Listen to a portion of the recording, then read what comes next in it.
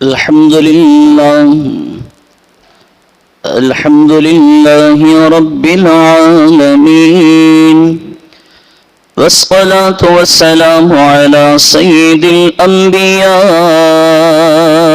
والمرسلين. أما بعد، فأعوذ بالله من الشيطان الرجيم. بسم الله الرحمن الرحيم.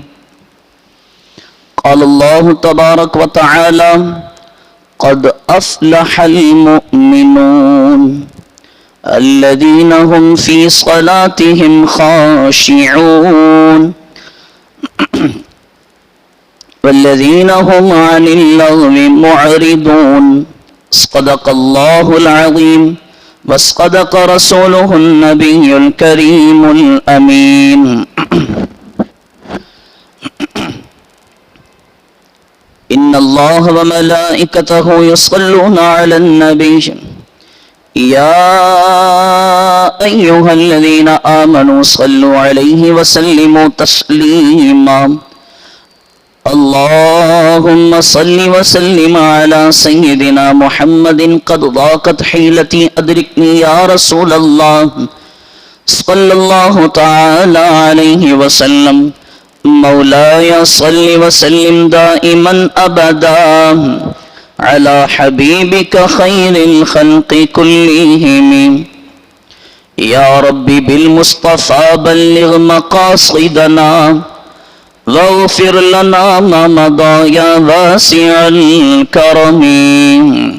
واسع ذنب من بسر ساما مدد قبل ایدی مدد کعبہ ایمان مدد. وہاں کیا مرتبہ اے غوث ہے بالا تیرا، اونچے اونچوں کے سروں سے ہے قدم اعلیٰ تیرا. میرا خواجہ عطائے رسول ہے، وہ بہار چشت کا پھول ہے، وہ بہار گلشن فاطمہ چمن علی کا نہال ہے. الحمدللہ، اللہ رب العزت کا کروڑ کروڑ احسان اور آقا دو جہاں صلی اللہ تعالی علیہ وآلہ واصحابہ وبارک وسلم کی بارگاہ میں لاکھوں کروڑوں درود و سلام کہ جس رب کے فضل سے اور محبوب کریم علیہ افضل الصلاۃ والتسلیم کی خصوصی نظر کرم سے ہمیں آج کا یہ برکتوں والا، رفعتوں والا، بلندیوں والا دن نصیب ہوا، اور اس دن کے یہ مبارک لمحات نصیب ہوئے کہ جس وقت میں ہم اللہ رب العزت کے گھر میں، مسجد میں موجود اللہ رب العزت کے ذکر میں مصروف ہیں، اور خصوصی طور پر کہ ہماری طرف سے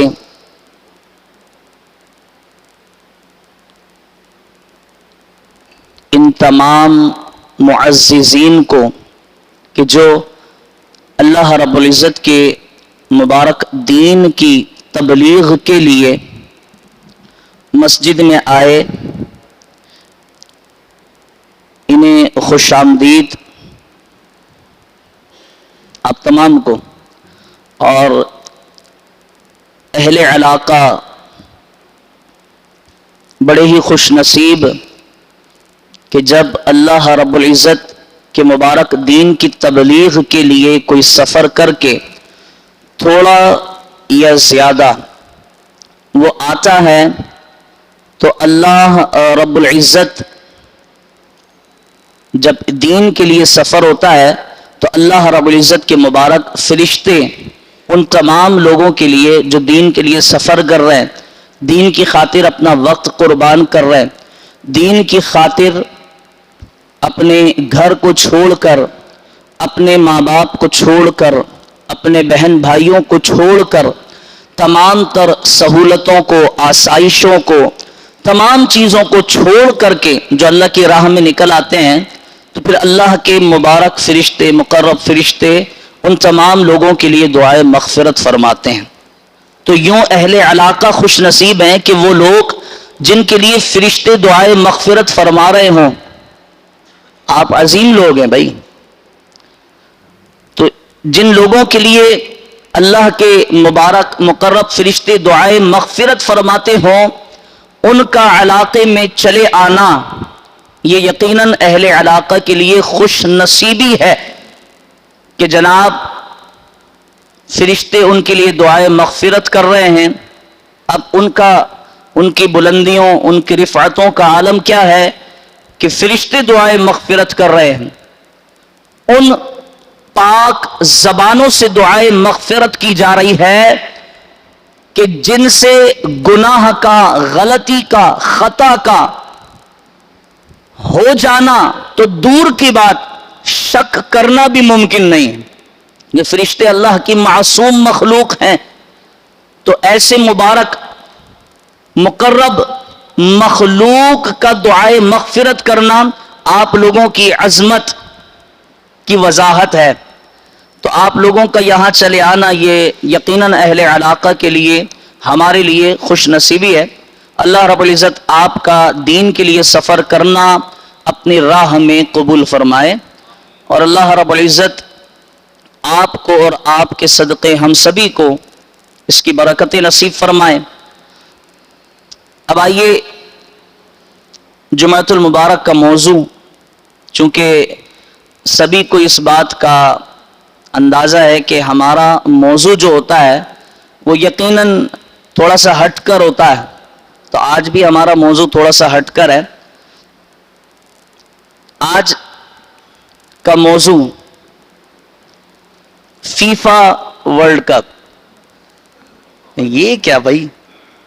امام صاحب فٹ بال کی باتیں کریں گے.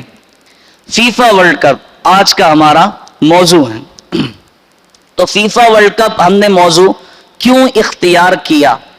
اس پر اللہ رب العزت کے پیارے محبوب، پیاری زلفوں والے محبوب، کالی کملی والے محبوب علیہ افضل الصلاۃ والتسلیم کی احادیث مبارکہ اور جو قرآن کی آیت میں نے پڑھی، اس قرآن کی آیت کی روشنی میں کچھ اس پر نظر کریں گے کہ آج کا موضوع فیفا ورلڈ کپ جو فٹ بال کا 22واں ورلڈ کپ ہے غالباً، اور یہ قطر کے دارالحکومت دوحہ میں انعقاد پذیر ہے. وہاں پر یہ ورلڈ کپ ہو رہا ہے. اور کچھ دنوں پہلے آسٹریلیا میں کرکٹ میچ کا T20 کا ورلڈ کپ بھی ہوا تھا. اب یہ T20 کا ورلڈ کپ یا فیفا فٹ بال کا ورلڈ کپ یہ جو ہو رہا ہے، سرکار علیہ الصلوۃ والسلام نے مبارک احادیث میں کن کھیلوں کی طرف توجہ دلائی ہے، اور ہم جو شریعت کے مکلف ہیں، پابند ہیں، ہمیں کن کھیلوں کی طرف رخ کرنا چاہیے اور کن کھیلوں سے بچنا چاہیے، اور کھیل کھیلنے میں نیت کیا ہونی چاہیے. آج یہ فیفا کی وجہ سے یہ ساری باتیں انشاءاللہ. چونکہ ہر دور میں مختلف قسم کے کھیل آتے رہتے ہیں اور ان کھیلوں میں ترقیاں بھی ہوتی رہتی ہیں ان کے تقاضوں کے تحت. موجودہ دور کے تقاضوں کے تحت ہر کھیل میں ترقی ہوتی ہے. تو سرکار علیہ افضل الصلاۃ والتسلیم نے حضرت عقبہ بن عامر رضی اللہ تعالی عنہ روایت کرتے ہیں کہ سرکار علیہ الصلوۃ والسلام نے ارشاد فرمایا کہ 3 قسم کے کھیل ہیں جنہیں کھیلا جائے، جنہیں سیکھا جائے. پہلا حضور علیہ الصلوۃ والسلام نے ارشاد فرمایا تیر اندازی، یعنی نشانہ بازی. اب موجودہ دور ہے، تیر کس کے پاس ہوتا ہے؟ الا ماشاءاللہ اگر کسی کے پاس تیر کمان یا تیر ہو تو، ورنہ تیر تو نہیں ہوتا. البتہ 9mm AK-47 اور مختلف قسم کی گنس ضرور موجود ہوتی ہیں. تو یہ سرکار کی حدیث ہے، نشانہ بازی سیکھنا سکھانا ہے. خود بھی اور اپنے بچوں کو بھی۔ پھر دوسرا کھیل حضور علیہ الصلوۃ والسلام نے ارشاد فرمایا گھوڑ سواری، یہ سرکار علیہ الصلوۃ والسلام نے ارشاد فرمایا یہ سیکھنا ہے اور سکھانا ہے۔ اور تیسرا کھیل چونکہ حضور علیہ الصلوۃ والسلام نے کھیل کے الفاظ استعمال کیے ہیں اسی لیے اس کو کھیل کہا جا رہا ہے۔ تیسری چیز جو میرے کریم آقا علیہ الصلوۃ والسلام نے ارشاد فرمایا کہ اپنی بیویوں کے ساتھ، اپنی ازواج کے ساتھ کھیلا کرو۔ اچھا، اب ان تینوں میں حکمت ہے، کوئی بھی کھیل حکمت سے خالی نہیں۔ میرے کریم آقا علیہ الصلوۃ والسلام کی حدیث مبارکہ ہے کہ ایک تیر کی وجہ سے 3 لوگ جنت میں داخل ہو جائیں گے۔ مفہوماً عرض کر رہا ہوں، ایک تیر کی وجہ سے 3 لوگ جنت میں داخل ہو جائیں گے۔ صحابہ کرام علیہم رضوان نے عرض کی کہ یا رسول اللہ وہ کون لوگ ہیں جو صرف تیر کی وجہ سے جنت میں داخل ہو جائیں گے؟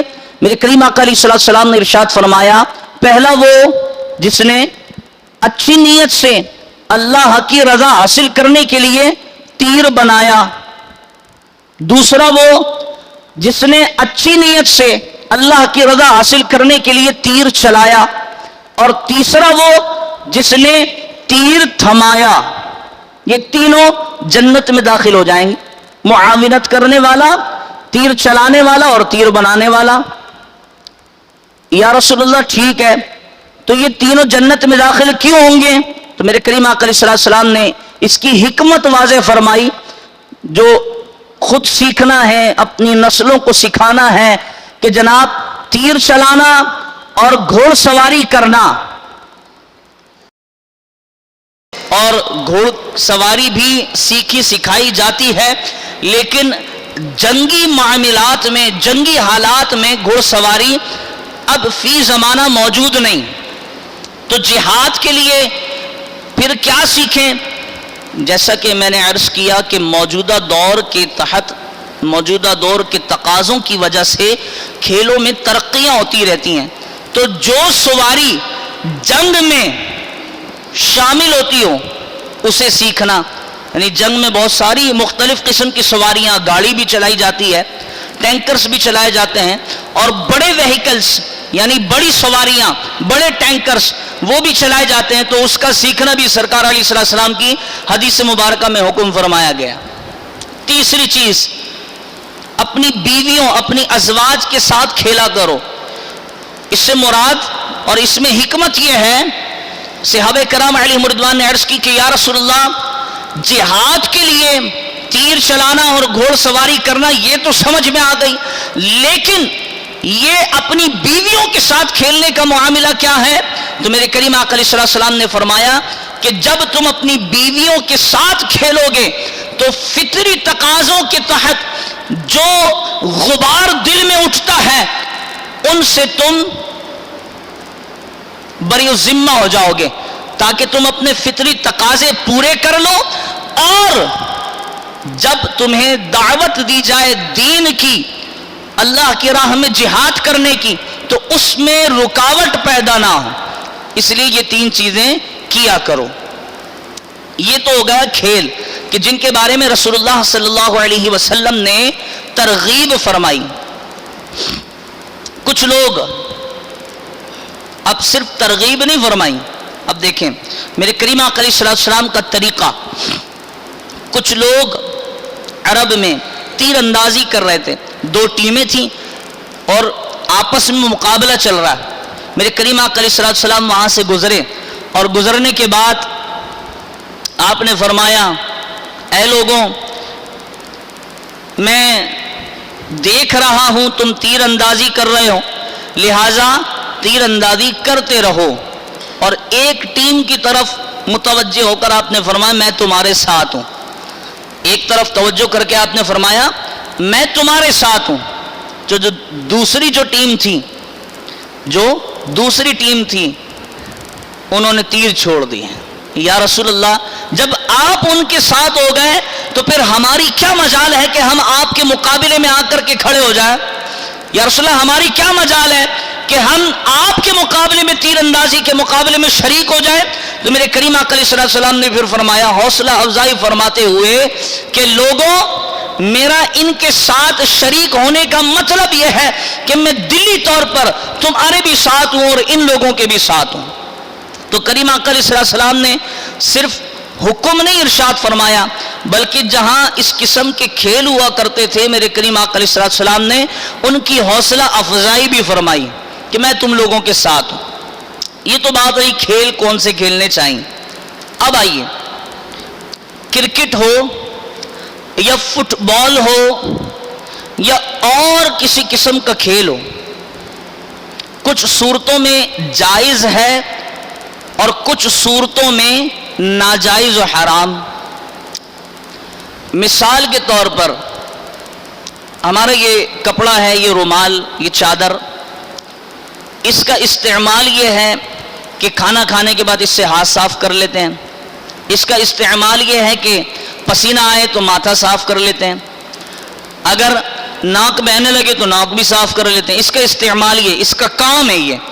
اگر یہ کپڑا یہ کام نہ کرے تو بیکار ہے، کسی کام کا نہیں، پھر اسے پھینک دیا جائے گا۔ ایسے ہی ہے نا، ٹیشو پیپر ایک دفعہ استعمال ہونے کے بعد دوسری دفعہ پھینک دیا جاتا ہے۔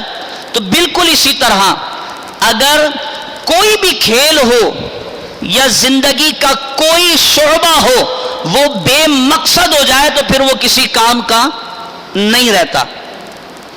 کرکٹ کھیلا جاتا ہے گلی محلوں میں، چوک چوراہوں پہ، اور سرکاری سطح پر اس کا اہتمام کیا جاتا ہے، اور کئی ملکوں میں کرکٹ، ہاکی اور فٹ بال کے ادارے قائم ہیں جن میں کئی ارب ڈالرز سرکاری خرچہ آتا ہے۔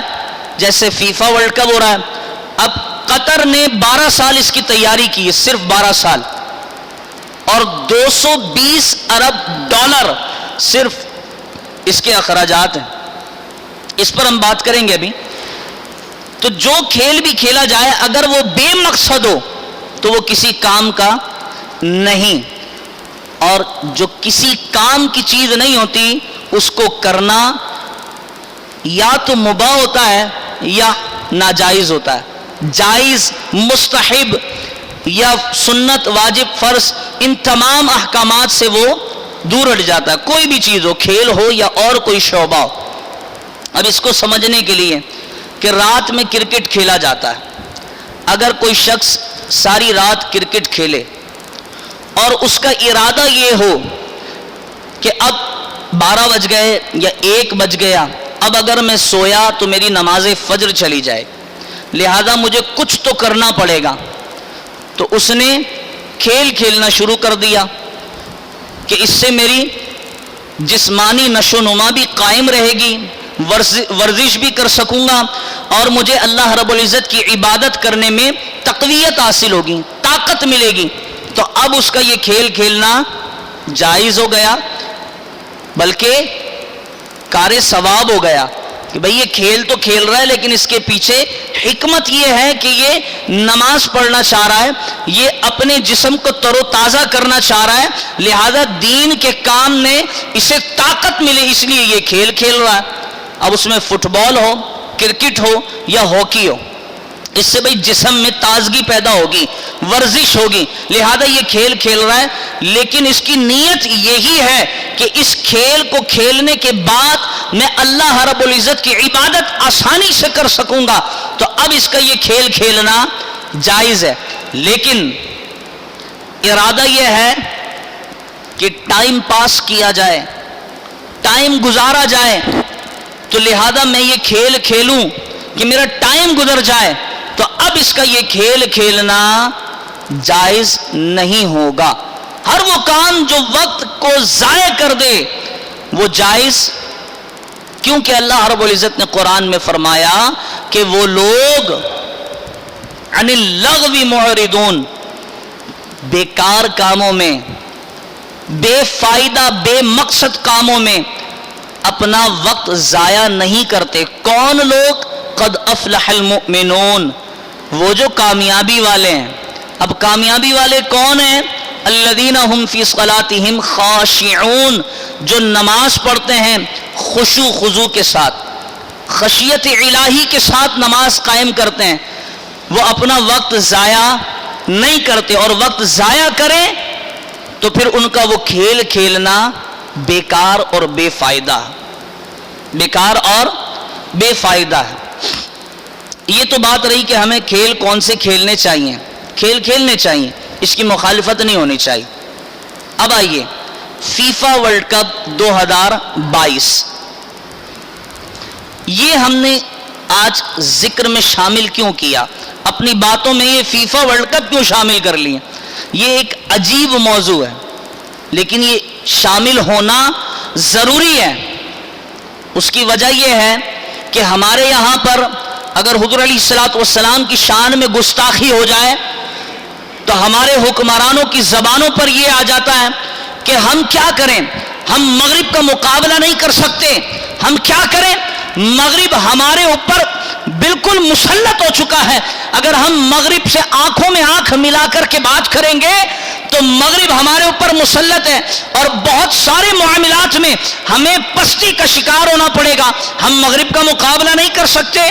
لیکن فیفا ورلڈ کپ 2022 جب ہوا، پہلے اس کی اوپننگ سیریمنی ہوئی، اوپننگ سیریمنی میں بہت ایک اچھی چیز ہوئی جو ہم سبھی کو نظر آئی، کیا بھائی؟ جناب قرآن کریم کی تلاوت کر کے انہوں نے اس کا آغاز کیا، قرآن کریم کی تلاوت کے ساتھ آغاز ہوا۔ پھر دیکھنے میں یہ آیا کہ ایک میچ کے دوران جب وقت نماز ہوا، بہت سوشل میڈیا پہ ویڈیو چل رہی ہے، جب نماز کا وقت ہوا تو گراؤنڈ میں نماز با جماعت پڑھی گئی، اذان ہوئی، اذان کے بعد نماز با جماعت پڑھی گئی۔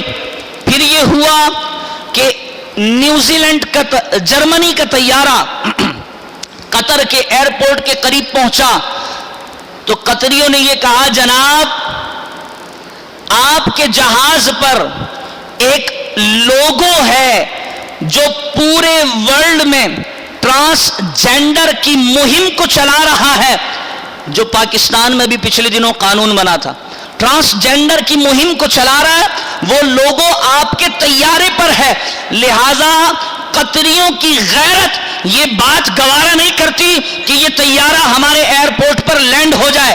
وہ جرمنی کا طیارہ واپس گیا اور پھر دوسرے طیارے میں جرمنی کی ٹیم آئی۔ یہ ساری بات ہے۔ پھر قطر کے گراؤنڈ میں اور گراؤنڈ کے قریب شراب پر پابندی لگائی گئی کہ بھئی غیر ملکی آ رہے، مغربی لوگ آ رہے ہیں، وہ تو شراب کا ایسا استعمال کرتے ہیں کہ سب نے دیکھا پچھلے ورلڈ کپ میں آسٹریلیا کی ٹیم جوتوں میں شراب ڈال کے پی رہی تھی، پھر اللہ نے دکھایا سیمی فائنل میں بھی نہیں پہنچ سکے، فارغ ہو گئے نا، تو یہ اللہ کی طرف سے ہے۔ پھر شراب پر پابندی لگائی گئی، اور سب سے بڑی اور اچھی بات، یہاں پاکستان میں کچھ عرصہ پہلے ٹیمیں آئیں، کھیل ہوا تو لاہور کی جو قذافی اسٹیڈیم کی قریبی مساجد تھی انہیں بند کر دیا گیا تھا، ان مساجد کو تالے لگا دیے گئے تھے کہ بھئی مغربی ممالک سے ٹیمیں آ رہی ہیں، کرکٹ ہوگا۔ لیکن قطریوں کی غیرت، ہم اس کی تعریف کریں جس کا حق بنتا ہے، قطریوں نے گراؤنڈ کی قریبی مساجد کو سجایا ہے، اور نہ صرف سجایا ہے بلکہ جو چوک چوراہے آنی آیات اور احادیث مبارکہ کا کئی زبانوں میں ترجمہ کر کے آویزہ کیا کہ جو جتنے بھی لوگ دنیا سے آئیں انہیں پتہ ہو کہ اسلام ایک غیرت کا مذہب ہے اور وہ اسلام کی تعلیم حاصل کر سکیں، کئی زبانوں میں اس کے ترجمے لگائے گئے۔ تو یہ ساری چیزیں فیفا ورلڈ کپ۔ اچھا، اس کے بعد یورپ نے ایک مہم چلائی، یورپ نے ایک مہم چلائی کہ قطر کا بائیکاٹ کیا جائے۔ قطر نے تو ہماری ناک میں نکیل ڈال دی ہے، کسی بھی قسم کا مغربی کام ہونے نہیں دے رہا، لہذا قطر کے بائیکاٹ کی مہم چلائی جائے۔ تو قطر کے شہزادے نے ایک ٹویٹ کیا ٹویٹر پر کہ جناب آپ کے 28 دن کے ورلڈ کپ کے لیے ہم اپنا مذہب نہیں چھوڑ سکتے، اور مغرب کو اس بات کا اندازہ ہونا چاہیے کہ دنیا میں صرف مغربی تہذیب قائم نہیں ہے بلکہ اور بھی تہذیبیں ہیں، اور مغرب کو ان تمام تہذیبوں کا احترام کرنا چاہیے۔ یہ قطر کے شہزادے نے ٹویٹ کیا۔ تو اب تعریف کے مستحق ہیں کہ یہاں پر اگر ناموس رسالت کے پروانے سڑکوں پر آ کر صرف اس بات کا تقاضا کریں کہ جناب آپ فراس کے ساتھ تعلقات منقطع کر دیں، تو ہماری حکومتیں یہ کہتی ہیں کہ جناب ہم FATF کے جو لسٹ ہے اس میں بلیک لسٹ ہو جائیں گے، گرے لسٹ سے بھی گر جائیں گے، وائٹ لسٹ تو دور کی بات ہے، ہم گرے لسٹ سے بھی نیچے آ جائیں گے، ہم بلیک لسٹ ہو جائیں گے، ہماری معاشیات تباہ و برباد ہو جائیں گی، معاشی طور پر ہم بہت پیچھے چلے جائیں گے۔ ہماری حکومتیں اور ہمارے حکمران یہ باتیں کریں، اور وہاں قطر میں جس کے لیے انہوں نے 12 سال تیاری کی، 220 ارب ڈالر اس کھیل پر انہوں نے لگائے، لیکن جہاں پر مذہبی غیرت کی بات آئی وہاں پر قطریوں نے یہ خیال نہیں کیا کہ ہمارے 220 ارب ڈالر ضائع ہو جائیں گے، قطریوں نے یہ خیال نہیں کیا کہ ہمارے 12 سال کی تیاری وہ ضائع ہو جائے گی، نہیں، قطریوں نے کہا جناب آپ کے 28 دن کے ورلڈ کپ کے لیے، 28 دن کے کھیل کے لیے ہم اپنا مذہب تبدیل کر لیں؟ تو یہ ہوتی ہے غیرت، جو تعریف کا مستحق ہو اس کی تعریف بنتی ہے۔ تو ہمارے ہاں کرکٹ میچ ہو تو مسجدوں پر تالے لگا دیے جائیں۔ آج سے کچھ عرصے پہلے جتنی مسجدیں ہیں نا پاکستان میں، تقریباً 99% مسجدوں کے ائمہ حضرات مجھ سمیت تقریباً 99% مساجد کے ائمہ حضرات پر FIR کاٹی گئی تھی۔ کچھ سال پہلے FIR کاٹی گئی تھی۔ اچھا کیوں امام صاحب، خیریت تو ہے؟ FIR کٹ گئیں؟ ہاں جی، کیوں کاٹی گئی تھی؟ حکومت پاکستان نے ایک قانون بنایا کہ مسجدوں پر صرف اور صرف ایک لاؤڈ اسپیکر کی اجازت ہے، صرف اور صرف ایک لاؤڈ اسپیکر کی اجازت ہے، دوسرے کی بھی اجازت نہیں۔ کئی ائمہ حضرات گرفتار بھی کر لیے گئے۔ اب ہر کسی کے پاس قانون نہیں پہنچتے ہیں، ہر کسی کے پاس قانون نہیں پہنچتے، کسی کو معلوم تھا کسی کو نہیں معلوم تھا۔ پھر ہمارے یہاں پر اگر ایک اسپیکر لگایا جائے لاؤڈ اسپیکر تو پھر اہل علاقہ پریشان کہ نہ اذان کی آواز آتی ہے، نہ بیان کی آواز آتی ہے، نہ خطبے کی آواز آتی ہے، نہ کوئی اور آواز آتی ہے، یہ ایک اسپیکر تم نے لگا رکھا ہے، 4 لگے یا 8 لگے، اس میں سے 2 بھی خراب ہو جائیں تو اہل علاقہ کے لیے پریشانی کا باعث ہو جاتا ہے کہ یار میری آنکھ لگ گئی تھی اور اذان کی آواز بھی نہیں آئی، میں سوتا رہ گیا، میری نماز چلی گئی۔ یہ ساری چیزیں، ان تمام چیزوں کو مد نظر رکھتے ہوئے مسجد کے اوپر لاؤڈ اسپیکرز میں اضافہ کیا گیا اور کئی لاؤڈ اسپیکرز لگائے گئے یہاں پورے پاکستان میں۔ لیکن حکومت پاکستان نے تقریباً 99% مساجد، وہ مساجد جو علاقوں کے اندر تھیں، زیادہ اندر تھیں، گلیوں میں تھیں، وہ بچ گئی ہوں گی، لیکن تقریباً مساجد کے ائمہ کرام پر FIRs کاٹی گئیں کہ انہوں نے اسپیکر لگائے۔ لیکن قطر میں جہاں پر مغربی ممالک کی آمد ہے وہاں انہوں نے یہ کیا جناب کہ ساری دنیا کے ممالک یہاں پر آ رہے ہیں، اب ہم کیا کریں گے؟ ہم یہ کریں گے کہ ہم مساجد کے اسپیکرز میں اضافہ کریں گے۔ قطر نے اسپیکرز میں اضافہ کیا اور اضافہ کرنے کے بعد سرکاری سطح پر خوبصورت لحن والے، اچھی آواز والے مؤذنین کو وہاں پر تعینات کیا کہ خوبصورت آواز جن کی ہو وہ مؤذنین یہاں پر اذان اور اقامت پڑھا کریں گے۔ لیکن ہمارے یہاں کیا ہوا؟ اسپیکرز ہٹائے گئے، FIRs کاٹی گئیں، اور جب کوئی میچ ہوا یہاں کراچی اسٹیڈیم میں بھی تو اس کے قریب کے مساجد کو بند کر کے تالے لگا دیے گئے، سرکاری سطح پر سیل کر دیا گیا۔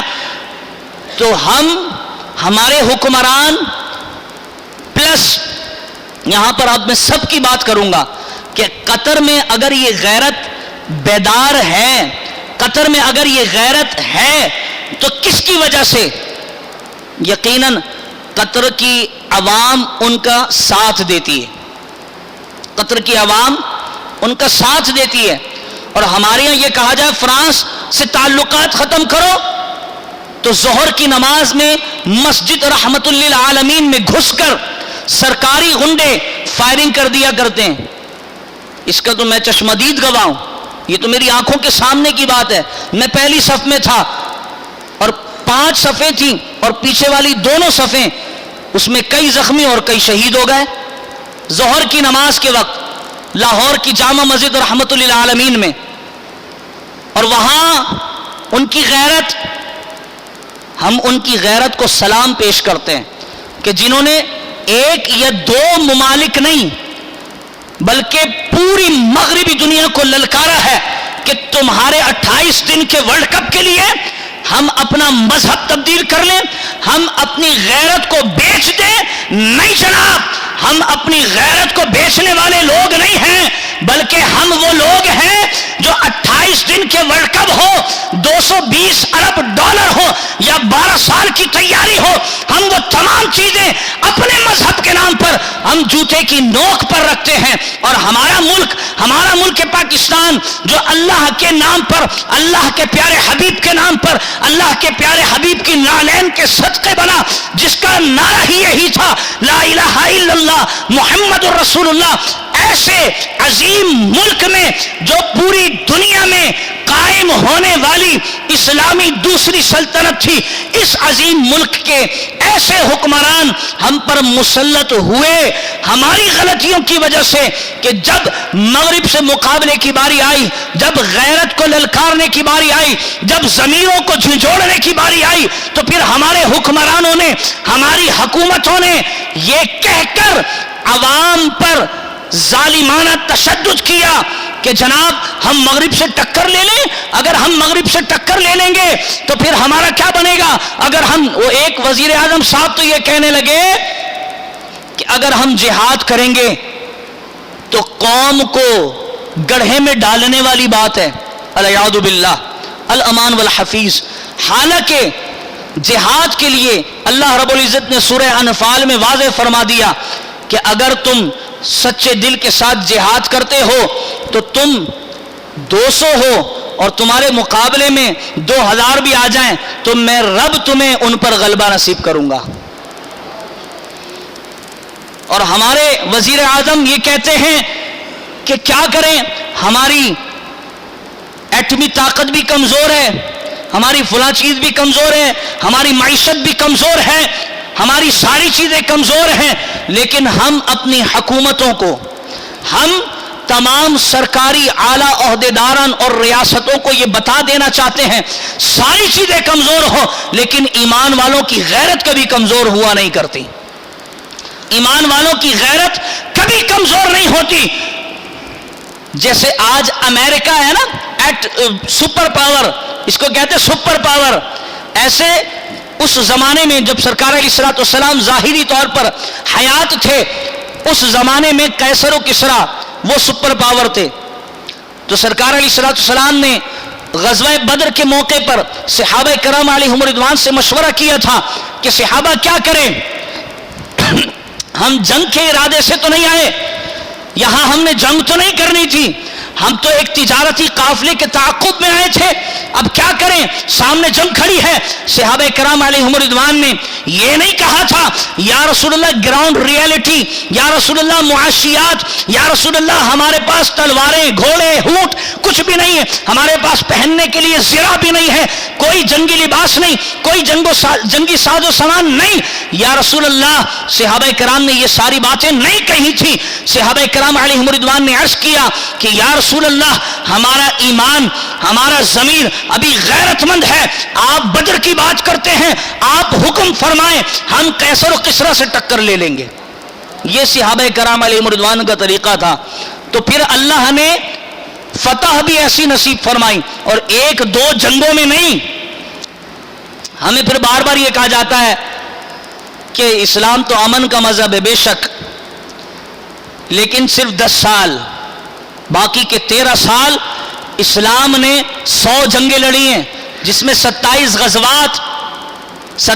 غزوات اور دیگر سرایاں، پھر وہ جنگیں جو صحابہ کرام علیہم رضوان نے لڑی 13 سال کے عرصے میں 100 جنگیں لڑی گئی ہیں، پھر جا کر اسلام آپ تک اور ہمارے تک پہنچا ہے۔ یہ جنگیں کیوں ہوئیں؟ یہ ہمارے جو ایمان ہے نا، ایمان کی غیرت کی وجہ سے، ایمان کی غیرت کی وجہ سے اسلام پلا تلواروں کے سائے میں۔ تو آج ہم انہیں سلام پیش کرتے ہیں جنہوں نے اپنی ایمانی غیرت کا ثبوت دیا، اور فیفا جیسے بڑے ورلڈ کپ میں جس کا موقع انہیں بڑی مشکل سے ملا، انہوں نے اس چیز کا خیال نہیں کیا کہ ہماری 12 سال کی تیاری، ہمارے 220 ارب ڈالر، نہیں، انہوں نے بس اگر کسی چیز کا خیال کیا تو اپنی ایمانی غیرت، اپنے ایمانی جذبے کا انہوں نے خیال کیا، اور خیال کرنے کے بعد یہ جواب دے دیا کہ اے مغربی ممالک، تم بائیکاٹ کرتے ہو تو شوق سے کرو، ہم تمہاری خاطر 28 دن کے ورلڈ کپ کی خاطر اپنا مذہب تبدیل نہیں کر سکتے، اپنی غیرت نہیں بیچ سکتے۔ تو ہمیں، مجھ سمیت ہر ایک کو ان لوگوں سے سیکھنا چاہیے کہ ایمانی غیرت کیا ہوتی ہے۔ مجھ سمیت ہر ایک کو سیکھنا چاہیے ایمانی غیرت کیا ہوتی ہے۔ یہ ہوتی ہے ایمانی غیرت کہ اتنے شوقین، عرب ممالک فٹ بال کے بہت شوقین ہیں، اتنے شوقین ہیں کہ سعودی عرب میچ جیتا تو انہوں نے بدھ کے دن پورے سعودیہ میں چھٹی کا اعلان کر دیا بادشاہوں نے، اتنے شوقین ہیں۔